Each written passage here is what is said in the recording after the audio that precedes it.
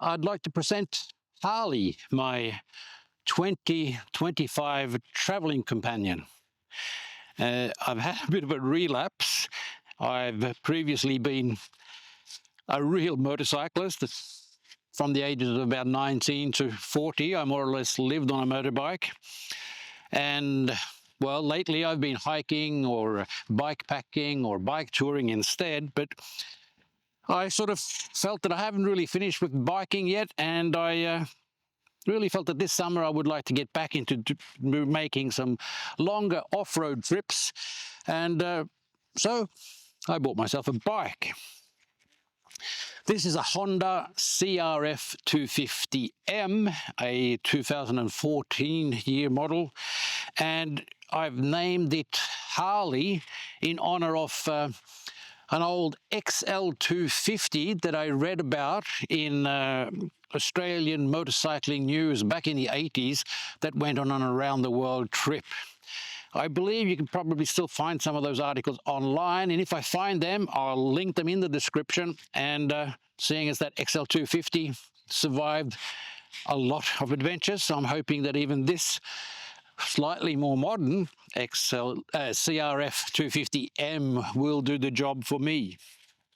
When I went looking for a bike, I didn't want to spend a lot of money, so I more or less decided right at the beginning that I was going to get something a little bit smaller. I wasn't going to get a big adventure bike. I mean, everybody likes to buy a GS 1200 or something like that, but they cost a lot of money. They cost more to maintain, and I wanted something cheap, easy to maintain, easy to ride and use. And it's not only the purchase price, but a smaller bike like this doesn't take as much petrol. The mileage is quite excellent. The service intervals are good. It doesn't chew out tires as much. Chain and sprocket last longer compared to like a Tenere 700 or something like that. So I basically decided, I mean, I've done my high-speed riding already, so I was always going to go slower and enjoy myself, and I did want to go off-road as much as possible. Well, not off-road, but gravel roads as much as possible. So I started looking around for a 250, 350 off-road adventure-type bike, and I actually found this one. And it's actually a CRF250M, which means it's a super motard model. Basically, what that means, it has 17-inch front wheel, wide a 17-inch front wheel. It also has 17-inch rear, and you can fit some pretty decent road rubber on it if you want. For what I'm going to use it for, you might feel that that is a little bit of a wrong choice. I would have probably been better off with the 21-inch front wheel and the 18-inch rear of the ordinary CRF250L. But I'm not going to go off-road riding that hard. Going to make me mainly gravel roads, and honestly, the better looks of the 17-inch front wheel are going to be totally worth the slightly lower speed I might have to go in the rough sections. Hopefully it'll work out well. I really love it. There is an added benefit. The M model has slightly stiffer suspension, which is one of the complaints that are often made with the CRF250L. So this will actually be better for me with my weight and the extra equipment I'm carrying. So hopefully it'll work out well. I've made a few little experimental trips. Everything seems to work out great. Naturally, I couldn't leave well enough alone, and after I got it, I started making a few modifications. A few things just to protect everything, and then also a few other things to help navigation and a little bit of comfort. One of the first things I did was mount handlebar risers to get the handlebars up a little bit higher. It already had the hand guards mounted, but I changed the stock mirrors to these Enduro mirrors that have actually proved to be quite good. I did buy them originally because I was afraid that if I tip over, which I'm going to tip over quite a few times on my trips, I imagine, these will actually just fold to the side, and they will survive a few tip overs without breaking, whereas the original ones might break. But the added bonus, once I started using them, that they actually stick out a little bit longer than the stock mirrors, and there's a much better view in them. Apart from that, I decided I needed a bit of protection, and I added a proper sump guard, nice heavy duty thick aluminium sump guard just to protect everything. And I was always going to use soft panniers. It was always my intention. But I decided to get pannier, solid steel pannier racks anyway, mainly to help protect the bike in a crash. And then it also gives a good mounting point for the soft panniers. It already had a rear rack when I bought it. I did have a small top box on it, on and off, for running around town. The top box is really great, being able to leave your helmet and some shopping and stuff in there. Before the trip, depending on what photography I'm taking with me, I'm probably just going to have a soft bag.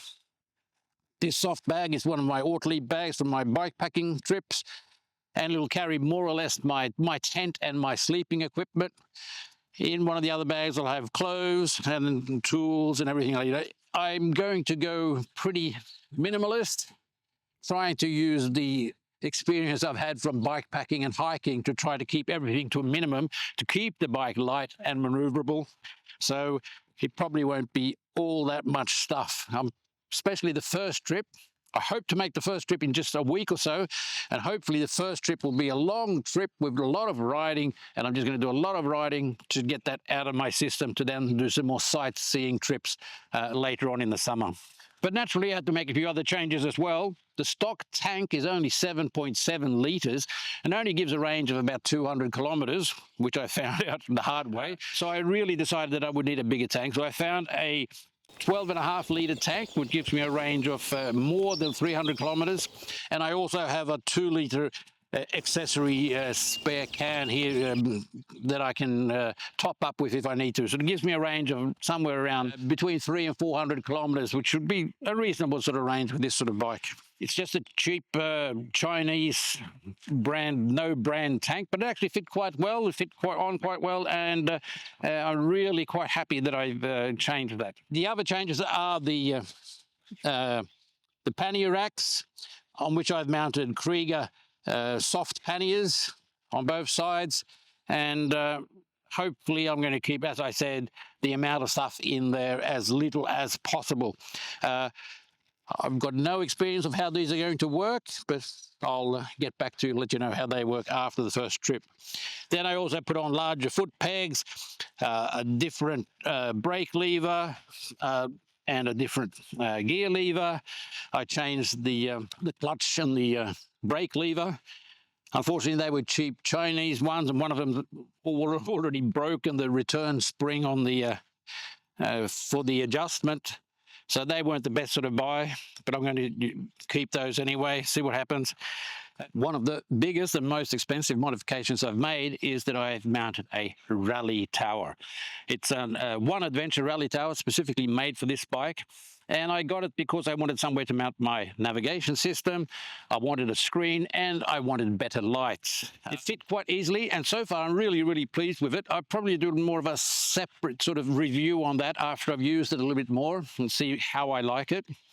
I use that to mount my little action camera and also my DMD2 navigation system. It charges from the bike, and I will be using that to follow. Basically, I intend to follow a lot of the Trans-Eurooean Trail sections in different countries. This summer, I hope to travel in Sweden, Finland, Norway, and possibly Poland. I'm not sure exactly where or when, but we'll see. Hopefully next week I will be heading north in Sweden, depending on the weather. On top of that, I've sort of had my little extra bags from my bike packing mounted up here. I think that's going to be a really good idea to have them there, because I have a USB power point here, and I will be able to recharge my extra batteries and everything here. That's one of the things that's really great now, being on a motorbike rather than a bike, is that I have power to everything, and so I can charge everything more or less. I don't have to worry about the constant worry on a bike packing trip is that you don't have enough power to charge all your cameras and accessories and everything like that. Especially the navigation system tends to take a lot of power. That's it. That's Hardley, my little tiny little adventure bike that I hope to do quite a few kilometers on in summer. This summer should be mainly about riding around all over the place, and I will do more of a packing video before I set out on my first trip to see exactly what I take with me. I'll do some stuff naturally from the trip, hopefully, and then I might even do something unpacking when I come back to see what worked and what didn't. And you'll be able to follow me through this summer, see where I go, see how everything works, and just see how I enjoy myself.